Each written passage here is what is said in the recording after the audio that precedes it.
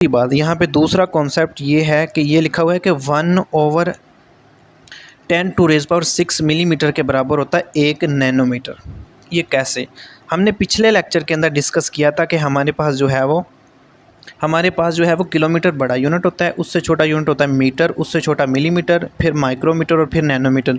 जब भी हम ऊपर से नीचे एक स्टेप को नीचे आएंगे तो हम उसको कन्वर्ट करने के लिए 10⁻³ मतलब 1000 से मल्टीप्लाई करेंगे।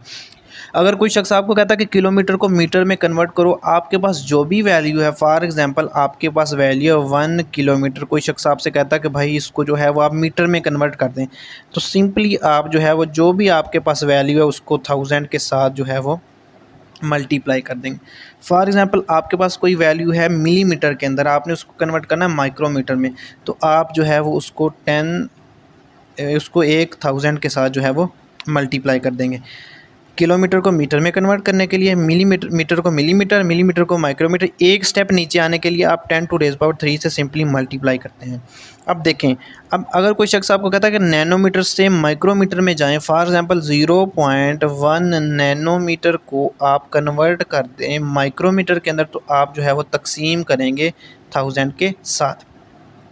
देखिए, एक स्टेप ऊपर जाने के लिए आपने 1000 के साथ मल्टीप्लाई किया, यहाँ से मिलीमीटर के अंदर आने के लिए आप 10⁻³ ये और 10⁻³ यहाँ तक आने के लिए 10⁻6 से डिवाइड करेंगे। अब देखें, हमारे पास जो है वो रकम दी हुई है 1 नैनोमीटर। अब 1 नैनोमीटर को आपने कन्वर्ट माइक्रोमीटर में नहीं करना बल्कि मिलीमीटर में करना है, तो नैनोमीटर से माइक्रोमीटर में आते हुए 10⁻³ और माइक्रोमीटर से फिर मिलीमीटर में जाते हुए 10⁻³ और 10⁻6 से आप उसको डिवाइड करेंगे। अब हमारे पास है 1 नैनोमीटर। 1 नैनोमीटर से आपने जाना है 10 मिलीमीटर के अंदर, तो आप क्या करेंगे, सिंपली 1 को डिवाइड कर देंगे 10⁻6 से, मतलब 1 के साथ 6 ज़ीरोज़ लगाएंगे और इसको अगर आप डिवाइड करेंगे तो जो नैनोमीटर की वैल्यू है वो कन्वर्ट हो जाएगी मिलीमीटर के अंदर।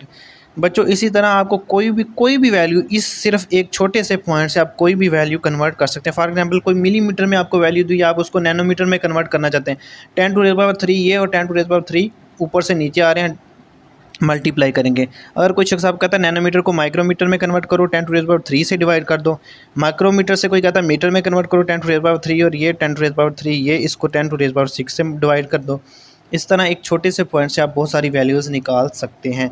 अब देखें, ये है 1 मिलीमीटर, आपने कन्वर्ट करना है 1 मिलीमीटर को नैनोमीटर में कन्वर्ट करना है, कितना आता है। देखें, मिलीमीटर से माइक्रोमीटर में आते हुए 10⁻³ से आपने मल्टीप्लाई किया, ऊपर से नीचे आ रहे हैं मल्टीप्लाई करेंगे, और माइक्रोमीटर से नैनोमीटर में आते हुए 10⁻³ और ऐड हो गए 10⁻6 से आपने जो है वो इसको 10⁻6 से मल्टीप्लाई कर देना। अब 1 मीटर को मिलीमीटर में मीटर को मिलीमीटर मतलब 10⁻³ के साथ आप उसको मल्टीप्लाई कर दें। अब जो है वो नैनोमीटर से आपने जाना मीटर में अंदर, 10⁻³ ये डिवाइड 10⁻³ ये 10⁻6 होगी, और 10⁻6 से अब मीटर में जा रहे हैं, 10⁻9 के साथ आपको जो है वो इसको 1 को डिवाइड कर दें। इस तरह छोटी सी एक छोटे से पॉइंट से आप लोग कितनी ज़्यादा कैलकुलेशंस निकाल सकते हैं। ये